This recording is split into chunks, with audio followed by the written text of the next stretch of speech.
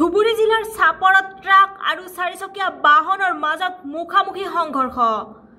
চাপৰৰ হালকুচা আৰক্ষী চকীৰ সন্মুখতে এই ভয়ংকৰ পথ দুৰ্ঘটনাটো সংঘটিত হয়।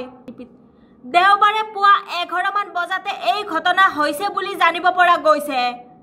এই ভয়ংকৰ পথ দুৰ্ঘটনাত 6 গৰাকী লোক আঘাতপ্ৰাপ্ত হয়। আঘাতপ্ৰাপ্ত লোকসকলক লগে লগে চিকিৎসালয় প্ৰেৰণ কৰা হয়। দুৰ্ঘটনা সংঘটিত কৰা ট্ৰাকখনৰ নম্বৰ AS01 DD9455 আৰু আনখন বাহনৰ নম্বৰ হৈছে AS01 GH2524 বুলি জানিব পৰা গৈছে। News desk report, Pragjyotishpur news live.